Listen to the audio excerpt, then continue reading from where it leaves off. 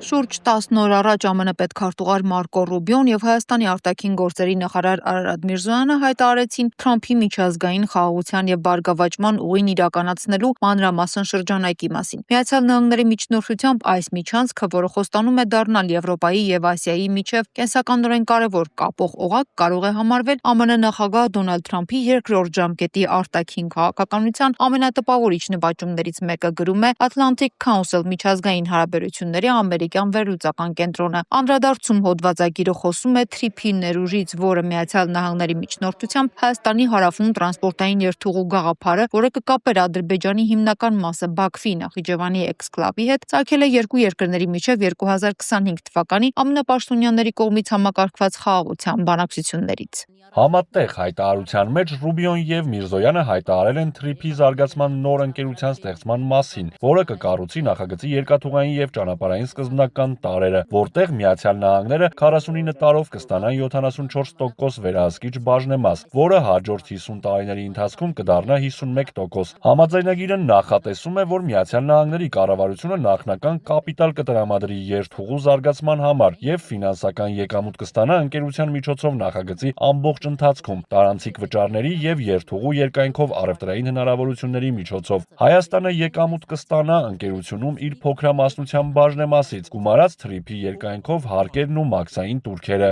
Ըստ հրապարակման, սա պայմանավորվածություն է, որը պետք է լավ աշխատի երկու կողմերի համար էլ։ Սպիտակ տունը կարող է ամերիկացիներին ասել, որ նրանք տնտեսական շահույթ են ստանում Հարավային Կովկասում ԱՄՆ դիվանագիտական ներգրավվածությունից եւ նոր հնարավորություններ են բացում ամերիկյան ընկերությունների համար։ Միևնույն ժամանակ Փաշինյանը կարող է համաձայնագիրը ներկայացնել որպես բարձրորակ արևմտյան ենթակառուցվածքային ներդրումներ ներգրավելու միջոց, ինչը նա հետապնդել էր իր խաղաղության խաչմերուկ նախաձեռնության միջոցով, որը կարող է օգնել Հայաստանին դիրքավորվել որպես տարածաշրջանային տրանսպորտային հանգույց, միաժամանակ պահպանելով վերահսկողությունը հայկական տարածքի նկատմամբ։ TRIP-ի հաջող իրականացումը ոչ միայն Թրամփի վարչակազմի նվաճումն է, այլև Փաշինյանի Ռուսաստանից հեռանալու ջանքերի նոր գագաթնակետը։ 30 տարի շարունակ Հայաստանն իր անվտանգության համար ապավինում էր միայն Մոսկվային, ինչը հանգեցրեց Ռուսաստանի գերիշխանությանը երկրի ներքին եւ արտաքին քաղաքականության մեջ։ Երբ Ռուսաստանը չկարողացավ միջամտել 2020 թվականի Ղարաբաղյան պատերազմի ժամանակ, Փաշինյանը փոխեց վեկտորը, հասկանալով, որ Ադրբեջանի հետ խաղաղության համաձայնագիրը ռուսական ազդեցությունը վերացնելու եւ իրական անկախության հասնելու միակ միջոցն է, Հայաստանի վարչապետն իր քաղաքական ապագան կապում է նման համաձայնագրի հետ։ Միաժամանակ նա խոշոր պաշտպանական պայմանագրեր է կնքել Հնդկաստանի, Ֆրանսիայի, Հունաստանի եւ Կիպրոսի հետ։ Սակայն Ռուսաստանը միակ հարևանը չէ, որին ըստ վերլուծական կենտրոնի անհանգստացնում է Հարավային Կովկասում ԱՄՆ ներկայության աճը։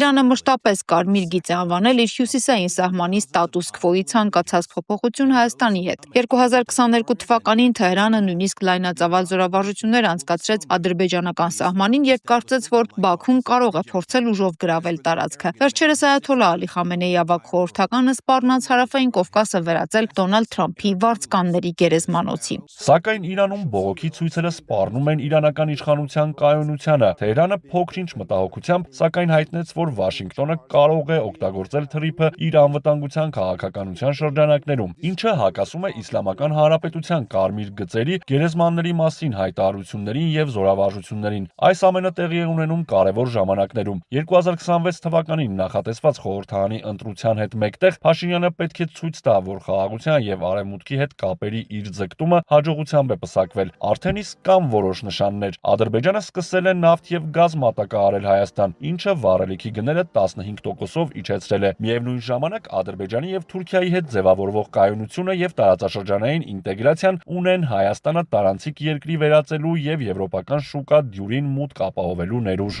Atlantic Council-ը եզրակացնում է, TRIP-ը մեծ հաջողություն է թվում Թրամփի վարչակազմի առևտրային ուղղվածության արտաքին քաղաքականության մեջ եւ դա կառուցողական գործընկերության մոդել է, որը Սպիտակ տունը պետք է օգտագործի աշխարհի այլ մասերում։ Նախագիծը խոստանում է հնարավորություններ ստեղծել ամերիկյան ընկերությունների համար, կառուցելու փոքր, բայց կարևորագույն օղակ միջին միջանցքը միահյուսելու համար, ինչը մեծ օգուտ կլինի Միացյալ Նահանգների, նաեւ Հարավային Կովկասի եւ Կենտրոնական Ասիայի նրա գործընկերների համար։